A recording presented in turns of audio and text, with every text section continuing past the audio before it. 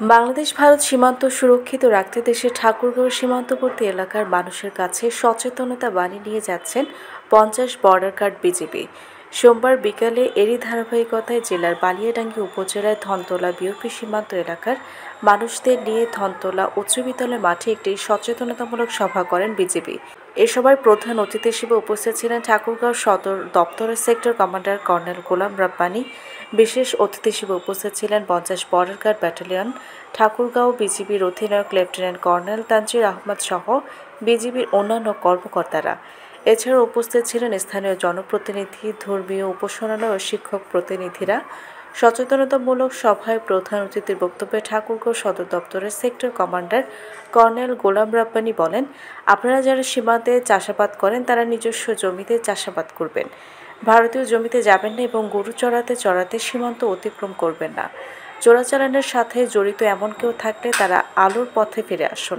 যে কোনো রকম অনাকাঙ্ক্ষিত ঘটনা যাতে না ঘটে, এক্ষেত্রে বিজিবি ও জনগণকে একসাথে সচেতনতার সাথে কাজ করতে হবে।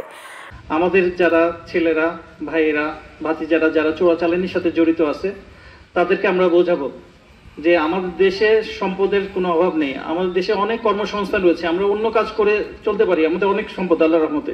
আমরা ওই দেশের কোনো জিনিস নিয়ে আসতে হবে এমন কোনো অর্থ নেই। ওই দেশের মাদক এনে বাংলাদেশের যুব সমাজকে আমরা নষ্ট করব না। আমরা কখনোই ওই দেশের ওপারের সীমান্ত ক্রস করে আমরা ওপারে যাব না, নিজেকে ভালনারেবল করব না।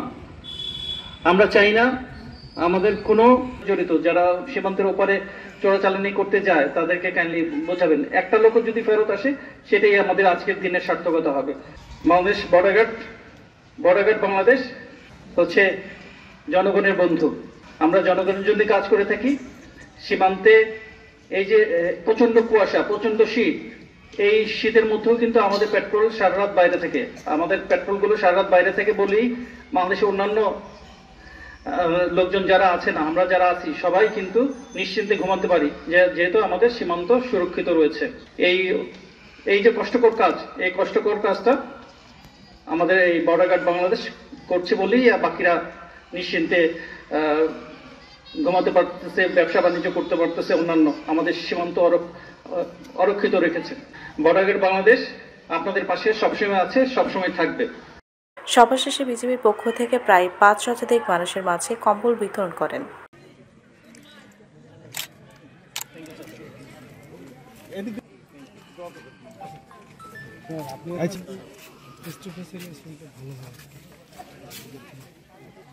ভালো হয়।